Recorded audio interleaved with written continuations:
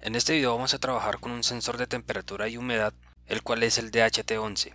Este es uno de los sensores más económicos que puede encontrar en el mercado y uno de los más robustos. Aunque su rango de medición puede que sea muy bajo comparado con otro tipo de sensores, es muy útil para poder entender el funcionamiento de la comunicación por un medio de un solo cable y poder obtener los valores de la temperatura y de la humedad del ambiente. En este video vamos a ver las características de este sensor, la conexión que vamos a utilizar hacia el Arduino y el código que se necesita para poder obtener los valores de la temperatura y la humedad. Las características básicas de este sensor básicamente son: en la fuente de alimentación podemos utilizarla desde 3.3 voltios a 5 voltios. La comunicación que va a utilizar hacia el Arduino es por medio de un solo hilo y lo que hace es enviar una señal hacia el sensor y el sensor va a responder con otra señal que ya está listo para leer y luego va a responder la información que haya obtenido de la lectura de la temperatura y la humedad.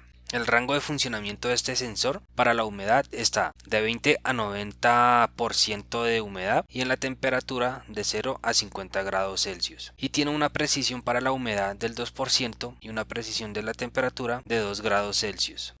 La conexión que vamos a hacer es muy sencilla. Vamos a utilizar la alimentación positiva y negativa y el Arduino la vamos a conectar en el pin 2 como estamos observando. Si necesitan más referencia de la conexión, en el post relacionado con este video tenemos el plano, aunque aquí lo tenemos solamente con el sensor, sin el módulo. Y también podemos observar cómo es que se conecta la resistencia. Esta resistencia, como lo indica el datasheet, puede ser de 4.7 kiloohmios a 10 kiloohmios. En este caso estamos utilizando la de 4.7 kiloohmios, como estamos observando en la imagen, aunque el módulo puede que tenga otro tipo de resistencia. Para poder hacer uso de este sensor hay disponible una librería que es la del DHT. Esta librería fue creada y desarrollada por Adafruit. En el post que tenemos en pantalla podemos ver los diferentes tipos de funciones, un ejemplo, qué valores necesita y qué parámetros nos va a retornar, aunque en el código las voy a explicar a detalle. Este post también la van a tener en la descripción por si necesitan más información de cada una de las funciones que se utiliza para leer los valores del DHT11. En el código lo que nosotros vamos a hacer es lo siguiente: vamos a incluir la librería del DHT.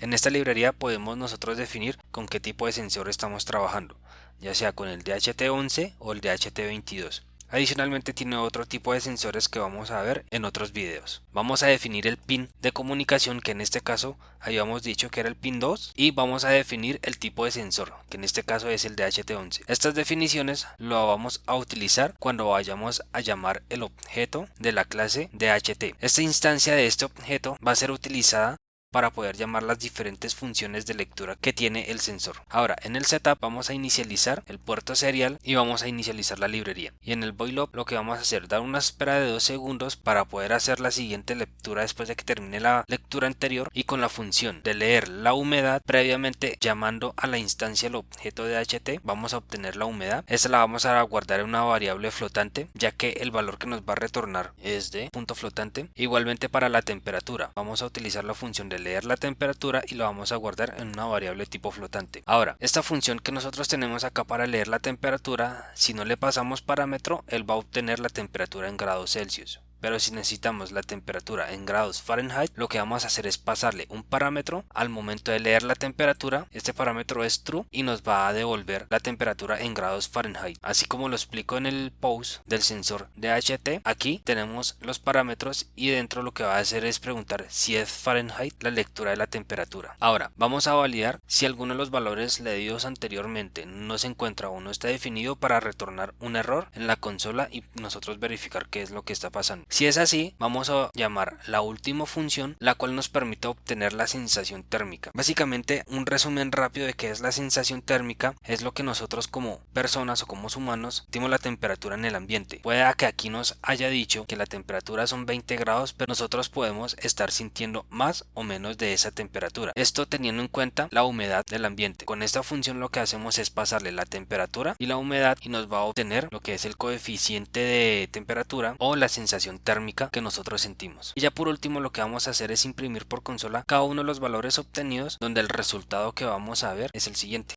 Entonces En este caso estamos obteniendo una humedad del 58%, 59%, esto varía dependiendo de donde nos encontremos, y en este caso como yo estoy cerca del sensor pues va a tener esa variación, y una temperatura de 21 grados centígrados o eso equivalente a 69 o 70 grados Fahrenheit, y la sensación térmica que nosotros estamos sintiendo es aproximadamente de 20 o 21 grados centígrados.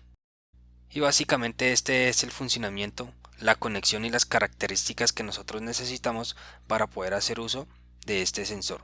Como expliqué al principio, es un sensor muy básico, tiene unos rangos de dimensiones de lectura muy bajos, pero nos puede ayudar para poder comenzar a obtener valores de temperatura y humedad para nuestros proyectos. En un próximo video vamos a ver otro tipo de sensor que tiene los rangos mucho mayores, es mucho más preciso, es un poco más costoso, pero puede ayudarnos a obtener valores mucho más precisos para nuestros proyectos que necesitamos para obtener los valores de temperatura y humedad. Recuerden que en la descripción de este video van a encontrar todos los posts relacionados con este video para que puedan obtener más información, los planos y el repositorio del código para que puedan obtener este código. Sin más nada que decir, muchas gracias por verme y nos vemos en el próximo video.